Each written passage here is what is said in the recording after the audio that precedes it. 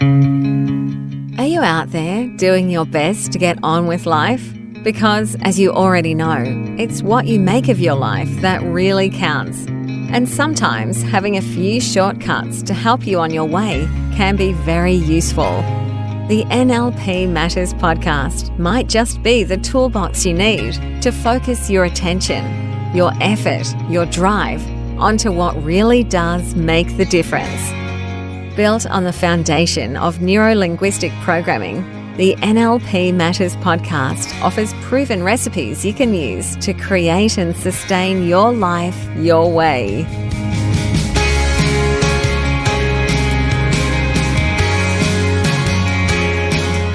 G'day and welcome to the NLP Matters Podcast. I'm your host, Jo Clark, back from having lost my voice last week. I hope you enjoyed listening to Peter. Now, since episode number 16, we've been exploring the NLP technique called the Keys to an Achievable Outcome, a powerful set of keys that ensures our desired outcomes or goals are structured and designed in a way that maximises our potential for success. Last week, Peter focused on keys 5 and 6, checking that the outcome is congruently desirable and making sure it is self-initiated and maintained. In today's episode, we'll explore the 7th and 8th keys, which are ensuring our goal is appropriately contextualised and ensuring you have or at least know what resources you need in order to achieve the goal.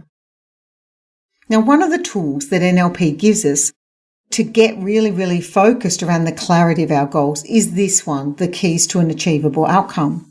It really does consolidate the first principles of success that we looked at in earlier episodes specifically around knowing your outcome. The keys to an achievable outcome can be seen as an expression of the science of achieving successful goals because it provides us with a great recipe that we actually know works when it comes to setting goals and succeeding at them.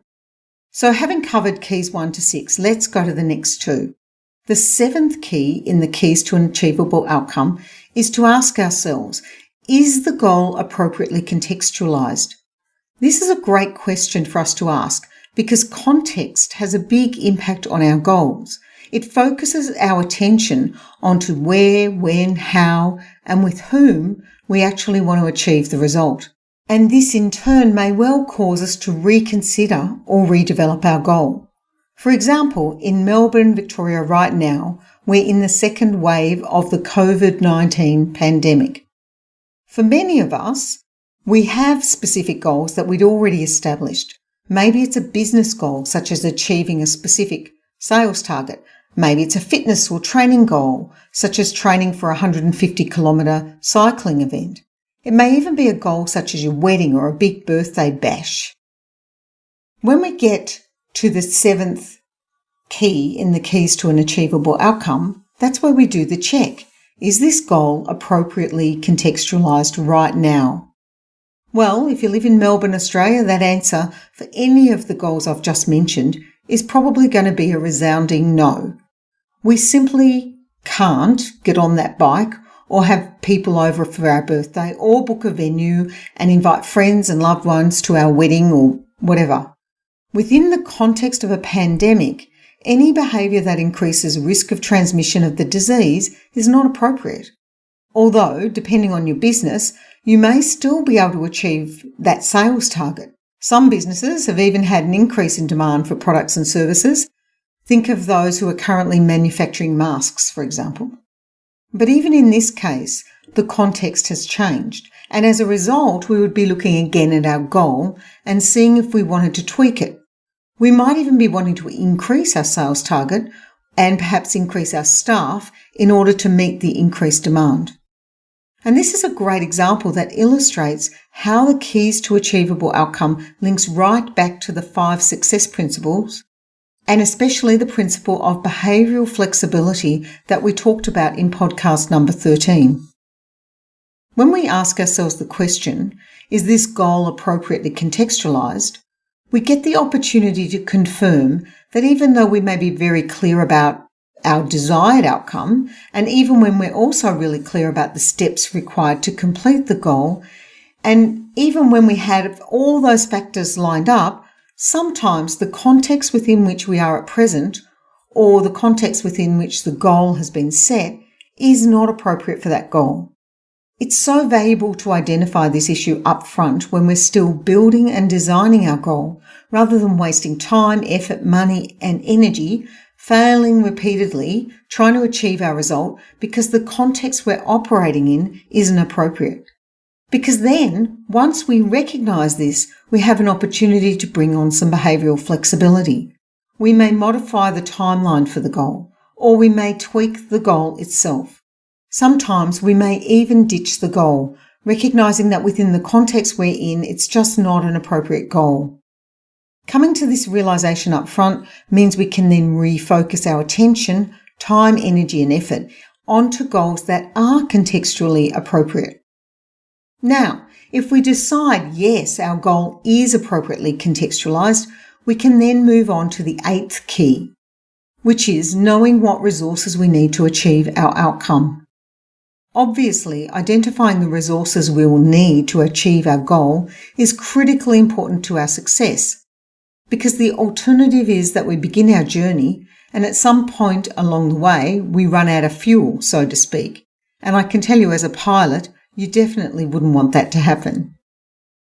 In other words, we are missing some essential resources, skills, or capability that means we can't reach our ultimate destination. And when we know all the resources we need to have to achieve our goal, then we can plan to get what is missing rather than starting out blind to the gaps and then stumbling along the way. Now, I'm not saying you need to have everything ready before you begin. What I am saying is that we must begin with a comprehensive understanding of what we anticipate will be necessary for our success. We may also have some backup contingencies planned that we can call on if we need them. This pre-planning means we're definitely going to enhance our experience and our journey towards our success. So let's have a closer look at each of these keys. The 7th one, as I said before, is the goal appropriately contextualized? This is a great question because it's designed specifically to look at the context or the situation surrounding the outcome we want to achieve.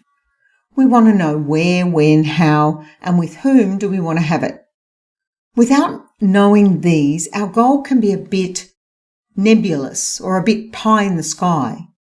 Even goals that are really positive and where we've followed the SMART model structure can fall down because we may not have been really, really specific about the where, the when, the how, and the who with we were going to achieve the goal. Specifying this is really about maximising our experience of achieving our goals.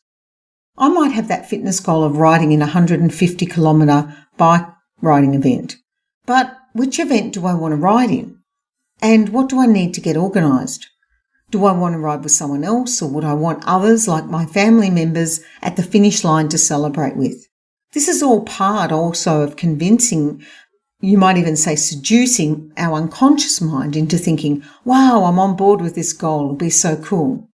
So it will not only make the goal more attainable, but it will also make the whole process of training and getting ready for the goal a lot more enjoyable. We also want to recognise that the context of a goal may change over time. And again, the current situation with COVID-19 gives us a perfect example. What may have been a perfectly appropriate goal in the context of 2019 just might not be appropriate in the context of 2020. As I said earlier, fitness goals, sales goals, getting married or celebrating a special birthday with all our friends and family just won't cut it whilst we're in the midst of lockdown. But changes in context happen all the time. People change jobs, lose jobs, get married, leave relationships, sell their businesses, have their kids leave home, get sick, get well. These are just a few of the countless ways in which the context in which we develop our goals can change. And as the context changes, so must the goal. Let's take an example. Say we create a goal that we want to purchase our first house. we want to make sure that the where is appropriate. It's no good looking at houses in an area where the houses are all worth $2 million if the most you can borrow is $500,000. So we need to be looking in areas that fit. We also want the when to be a match. Again, most of us can't just go out and buy a house if we haven't saved a deposit or can't get finance. Or thinking about the COVID situation again, there are a number of people who were considering buying their first homes, but because the context has changed and they've lost their job or are employed on less hours, or their business is on hold or gone bust, or their position is just more insecure, they've realised that now is not the best time to be taking on that level of financial responsibility and risk. And of course, there's always the flip side. I know others whose employment is really secure, but who up until now have been reluctant to enter the home market because of the high cost of property in Melbourne. And they've realised that house prices in the area they were looking in are actually coming down. So the changed context means that now is a good time for them to buy. And we also want to check that the how we're going to do it lines up as well. That might entail looking on the internet, visiting open houses and display homes, having a savings goal, engaging a mortgage broker, that kind of thing. And of course, in this example, we also want the who to be a match, especially if we have a partner. It's pretty useful if they're on the same page as us when we're going out to buy a house. Now, the 8th key, knowing what resources we need to achieve our outcome, is critically important because this is about the support structure we need to put in place in order to achieve our goal. It's important to remember that even though it is our goal in that it's self-initiated and self-maintained, remember step number 6, no goal or outcome is achieved totally on our own. If my goal is to run my first marathon, or even my second or third, which I'm not up to, but certainly Peter's way beyond that, I'm going to want to put a whole team of people together to support me in achieving my goal. I might want to have a running coach, a training buddy, a physiotherapist, a nutritionist, not to mention maybe my family who are going to have to adjust to not having me around so much, particularly in the later stages of training when I'd be running anything up to 80 or 90 kilometres per week. And I probably wouldn't be running it really, really fast either. So I'd be gone for quite a bit of time. And I'd want all those guys in my corner to help me achieve my goal. And if I was running interstate or perhaps at some point in the future overseas, I'd want to make sure I have enough planned and I've booked and paid for the trip. Oh, and of course, I'd want to make sure it wasn't in the middle of a global pandemic. I'd want the right food in my pantry to support my body and even perhaps some motivational goal-setting podcasts to ensure my mindset is really strong. Or maybe if I've set myself a sales target, for example, if I'm, moving away from a running target into sales, I might get myself an accountability buddy to help keep me on track as I go. Or if it was for my wedding or a birthday, I might hire an event manager. So it doesn't matter what our outcome is, we need the appropriate resources to help us get there. And sometimes those resources are internal, like things like our training, our skills, our capabilities. They might be external, it might be equipment and resources, or it can be the support of other people. So now we can see that having a goal or an outcome that is appropriately contextualised and where we've identified the resources required is really important to actually achieving the outcome we want. It may mean tweaking our goal, changing our goal, postponing our goal, or even sometimes ditching our goal, because behavioural flexibility is at the heart of achieving our success. The most important thing to remember is when you're ready to commit to your goals, the keys to an achievable outcome will give you the structure to build a foundation so strong it will absolutely get you there. Join me in the next episode as we explore the final of the keys in the keys to an achievable outcome, the 9th one, which is ensuring that the goal is ecological. Stay awesome, and I look forward to connecting with you in the next episode. Wow, thanks for showing up and listening in. We would love to hear from you. Send your thoughts, ideas, or questions via email to joanne@destinypursuit.com.au. Now it's time to take today's recipe out into your own life. Notice the differences that show up as you apply it. We'd love to hear how you are progressing with your new approach.